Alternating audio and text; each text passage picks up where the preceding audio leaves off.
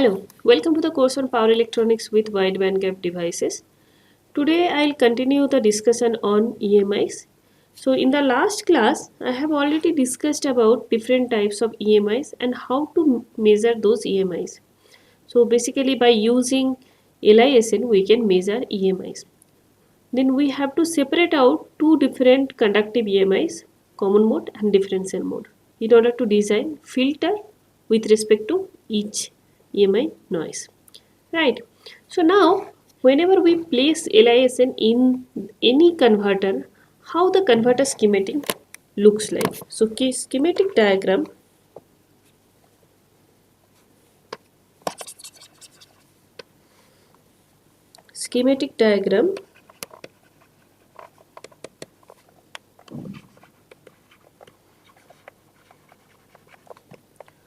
of LISN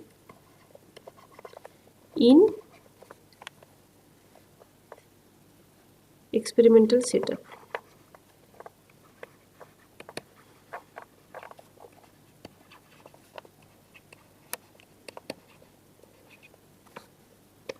So basically whenever we have any setup that will have any kind of power sources, as I have discussed earlier, these power sources can be either DC, AC, anything. So it can be battery also or renewable energy source. It can be anything actually. So this power source need to be connected to LISN. Now we can use dual LISN in order to find out both the noises, or we can use single LISN. So here I am considering dual LISN, which is having two different inductors which are of same value. So here that is 50 microhenry. Then it is having two capacitors, right?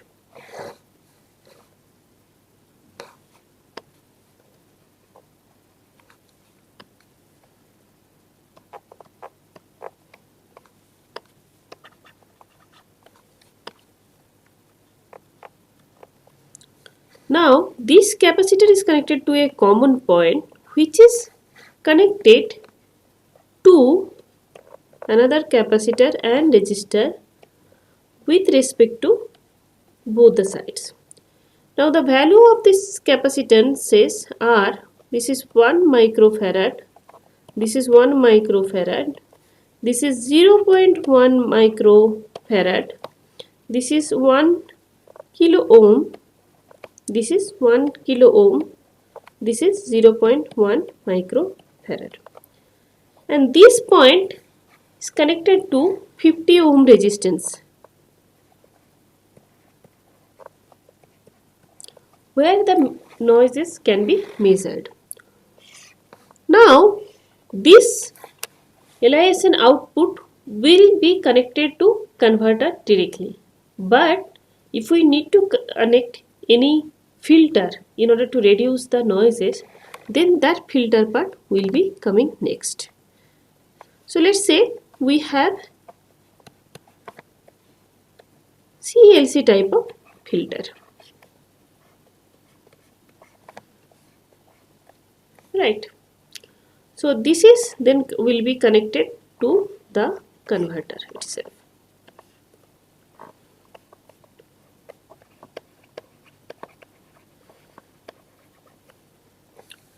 So now in this schematic diagram, if you see, so if we divide different part, so this is with respect to EMI filter, this is with respect to the LISN, this is the source, this is the sink. So these are the different components. So basically if we need to consider any system, so there are actually in the equivalent circuit, if we try to write down, so different systems. So basically there will be EMI source,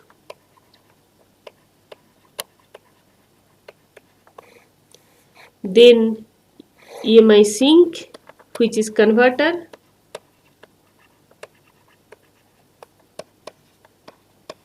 then there will be EMI mitigation.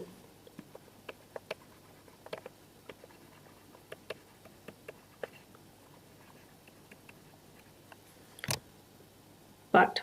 So these three component will be there in any system. So source is obviously any source, sink is the converter, and the mitigation part, there comes LISN plus EMI filter, because LISN measures and then we connect the filter accordingly. So this is the complete system structure. So now if we try to draw the equivalent diagram of this particular schematic diagram which I have shown, so the equivalent diagram of this,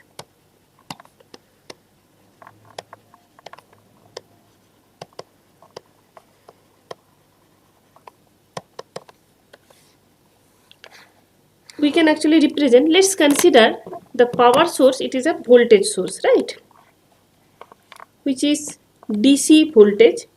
So now this DC voltage will be connected to the capacitor, which will be the equivalent capacitor of these two different 1 microfarad. We can actually then write it is 0. Because this is connected in series, so 0.5 microfarad. So this is from LISN.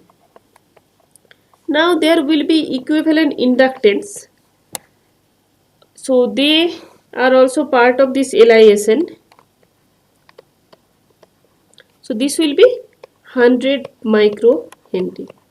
Two inductances, it will be actually coming in series in the current path, in the power signal path. So that is why it will be 100 microhenry. So now there will be another component with respect to LISN, that is RLISN. That is 100 ohm. They all are connected to the protective ground, right, or the circuit ground here you can say. So basically it is connected to the negative point of the power supplies, so that we can actually represent as ground. It is not the protective ground, it is the circuit ground. Okay, so now this is then connected to the filter part. So let's say this is CF1, CF2, LF. So here comes the filter part, remains same, because like it is part of the filter which is already like having component with respect to the filter structure. This is the converter connected to the converter.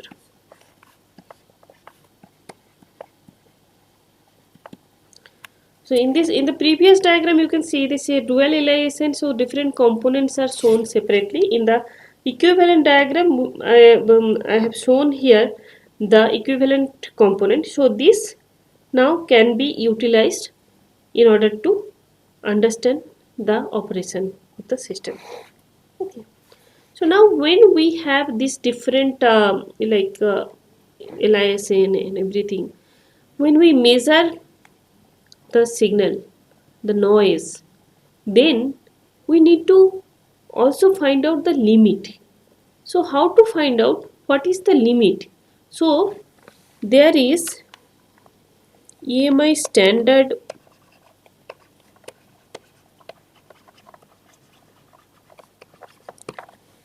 it is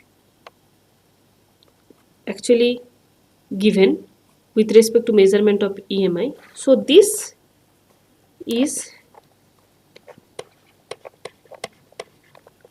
by this particular CISPAR. So this will give EMI standard. Now it is having different classes under this CISPAR. So basically, this is P, this is P, it is having, let's say, class 1,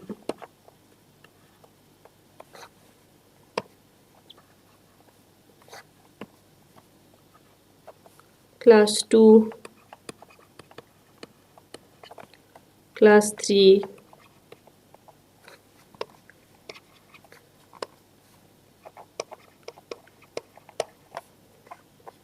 class 4, class 5. So whenever we are choosing any limit, let's say, so basically what happens if it is class 1, 2, 3, 4, 5. So class 1 means the limit is much higher.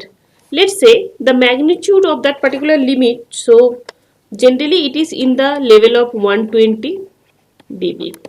So for class 2 it is around 100 dB, and class 3 it is around 80 dB, and maximum magnitude, basically when the frequency rises the magnitude also decreases. So I'll just show you the structure of this dB, and then let's say this is 40 dB.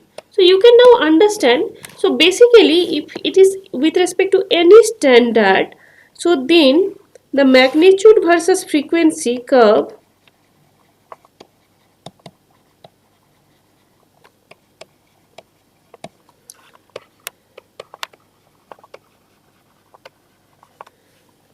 so it goes, let's say, 100 megahertz, 10 megahertz, starting from 0. So different points are there in log scale. So 0, 10 kilohertz, 100 kilohertz, then 1 megahertz, like that these different scales are there. So whenever we are measuring this with respect to class 1, so that means like 120 dB means like at 0 it is having maximum magnitude of 120 dB.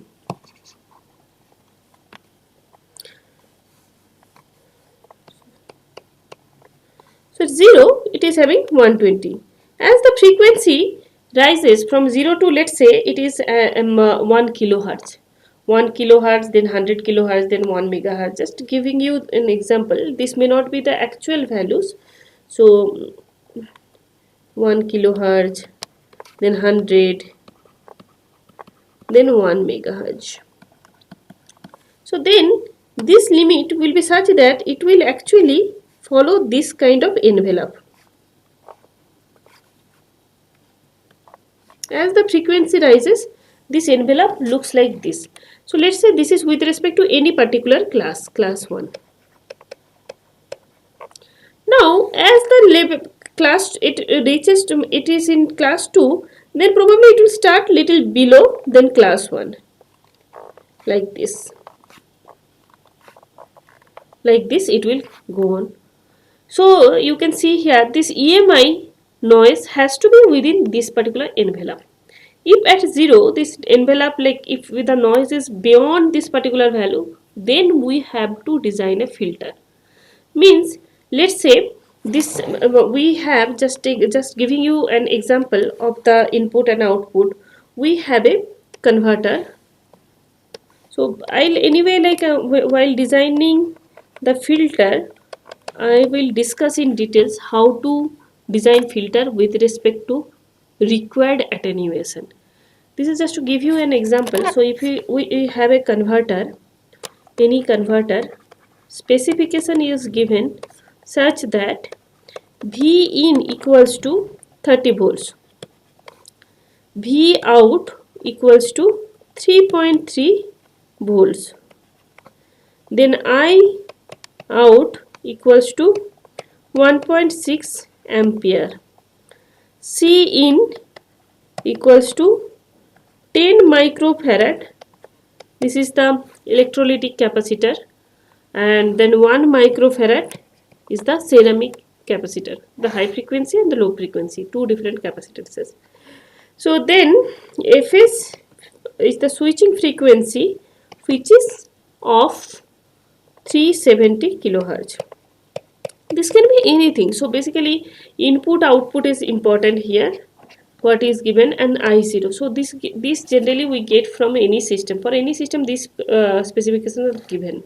So frequency, it is depending upon the application, or like based on our design we can select like what will be the system frequency. And then input capacitance also we can select as per the requirement. Now if we have this converter, now after connecting the LISN, so if we measure this EMI noise, it is of 160 dB microvolt. So this is the unit of EMI noise, dB microvolt. Now if we select class 1 CISPR limitation, so then the required noise with respect to that, how much I have shown, this is like just example I am giving you, 120. So then required noise with respect to class 1, 120 dB microvolt.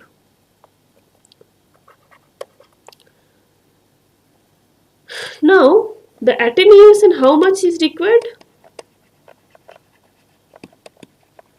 It will be 40, right? So then we have to design filter with respect to this particular attenuation. Now this is with respect to the class 1. Now if we select class 5, so you can see this class 5, it is given 40 dB. So then if it is class 5, then the required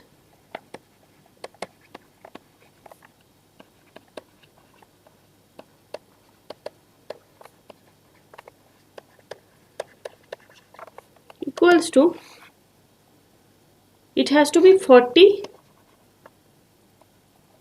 dB.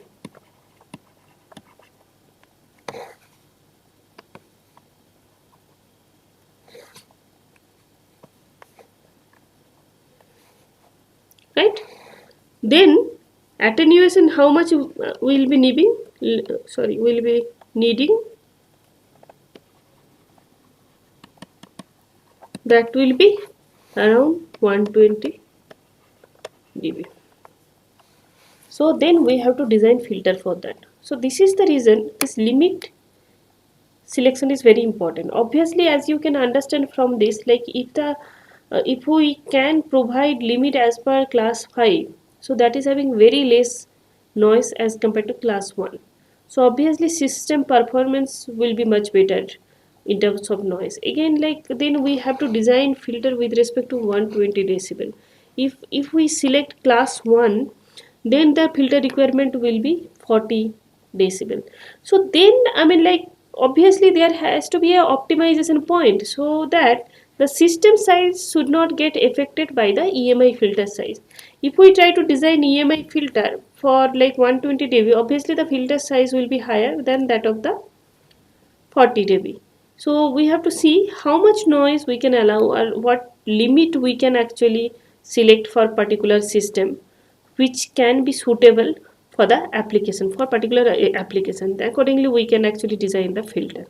Okay, this is with respect to the standard and how to select like the different standard and how to choose the attenuation with respect to that. Okay, so now obviously we have to design filter, that is like the thing what we have to consider. So then how this different noises looks like. So if we try to see DM noise, so basically if like the actual noise anyway, like I'll show you later, but if I try to draw the DM noise, so then the magnitude will be, let's say there will be like different magnitude with respect to the frequency.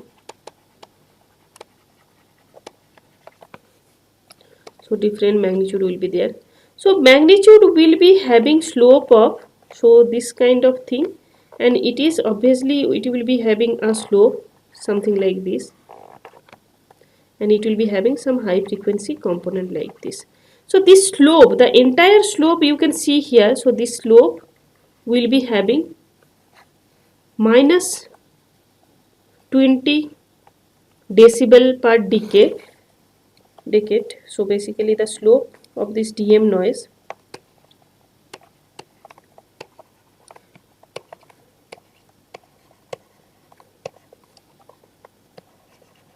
okay, so this slope will be there, slope DM slope.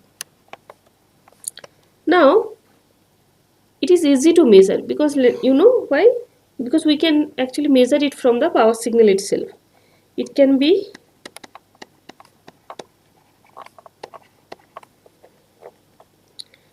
easily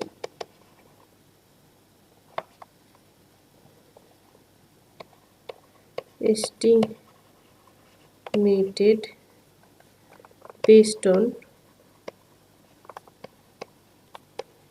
power stage operation waveforms. Okay, now CM noise.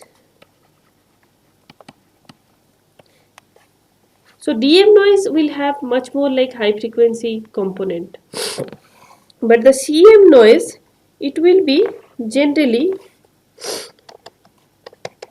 it is like, it will be constant 0 dB per decade, and also the slope will be constant minus 20 dB per decade. So it is having constant flat kind of slope, and the DM noise, it is having the high frequency kind of slope. As you can also see, basically, you know, like the DM noise, it is basically which I have already shown earlier. So it is with respect to the inductor current profile. So it will be having trapezoidal kind of current, high frequency current, which will be kind of structure of the DM noise. So it will be having high frequency component, whereas the CM noise, it is mostly flat kind of noise. So because you know, like the component which goes into the parasitic capacitance, so it will be having mostly the flat kind of surface, noise profile than that of the DM noise. Okay, now we have this noise, we know how to measure this noise. Now what we have to do, we have to mitigate these noises. We have to provide solution so that the converter should not get affected. We know the limit, so now we have to find out what are the methods we can use in order to reduce this noise. So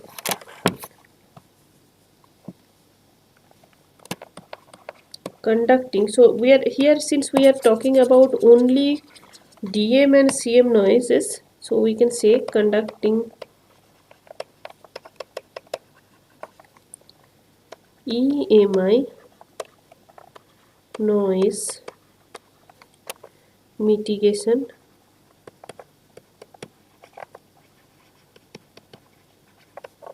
technique.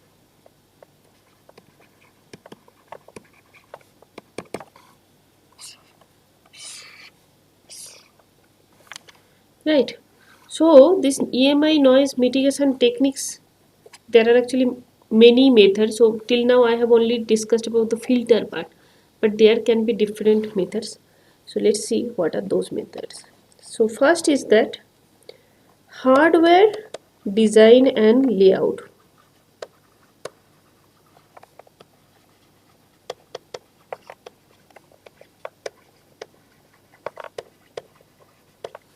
So the design of the hardware and the layout, everything should be such that we can reduce the noise itself. So that comes from the converter design itself. Okay. Second is that switching frequency control.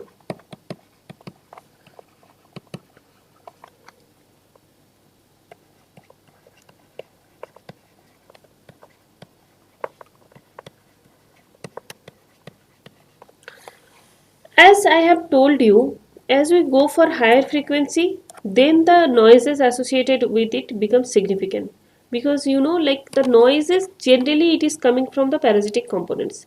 Due to the presence of the parasitic components, So then this parasitic component at low frequency, the magnitude of these components will not be very significant, but when the frequency increases, these parasitic components become significant to the system. So then that can cause problem of these noises. So that is why if the switching frequency if we can control so that this noise effect will be less, so then we can actually minimize this noise problem. Third is that DIDT and DVDT reduction by controlling gate drive.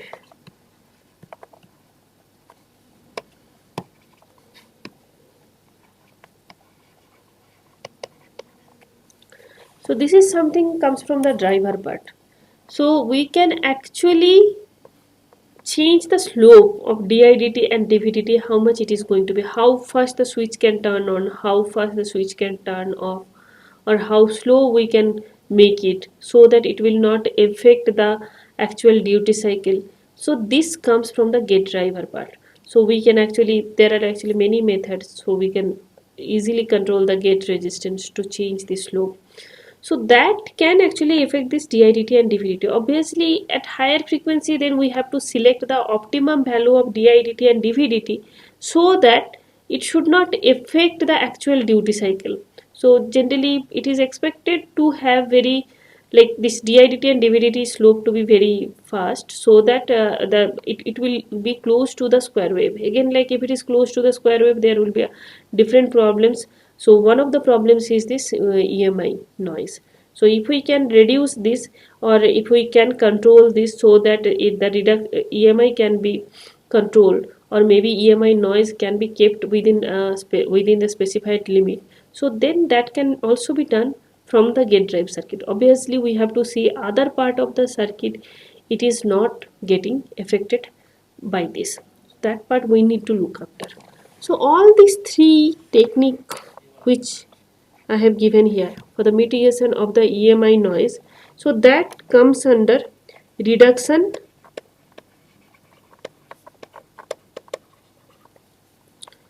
at the source. This is the EMI we are actually reducing from the source itself. We are not adding any filter or anything. By changing the system architecture, by changing the operation frequency or operation this DIDT and DVDT, so we are actually reducing the EMI noise. Okay, so these techniques can help to reduce this EMI noise to a certain point. Now fourth point is that by using active or passive filters.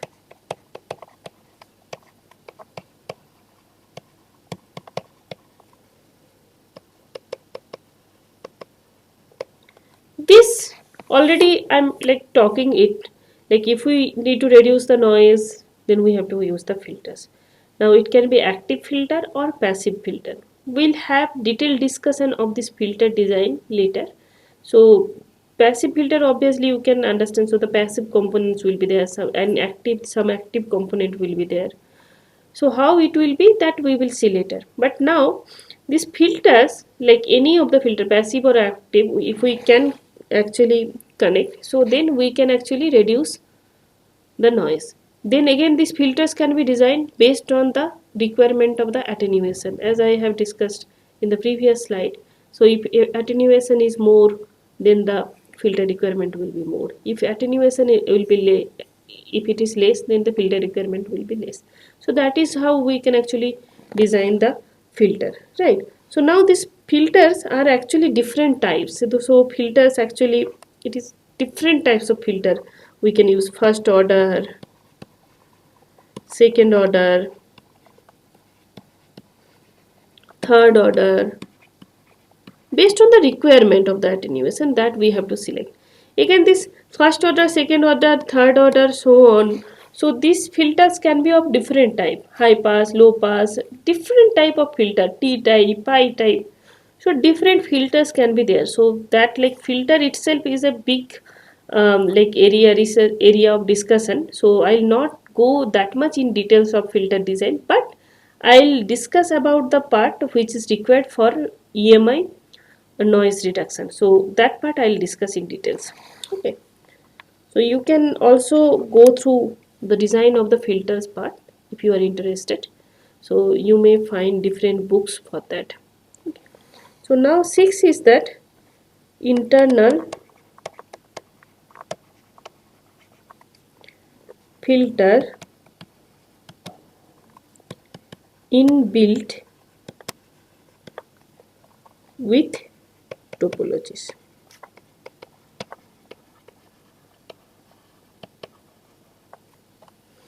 So this sometimes what happen, like if the converter topology itself is having some filters, somehow sometime it can also help in the reduction of the EMI noise. So that obviously it is not part of the EMI filter, but it is part of the converter.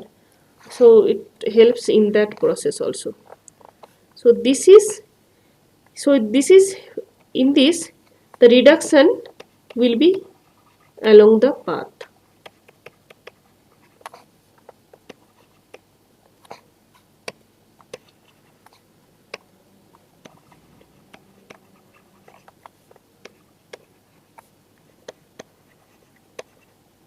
Okay. So now this like first 3 points anyway, like it is part of the source. So dv dt di dt switching frequency control. So this already partly I have discussed in the gate drive design. So this part I will not be discussing in details.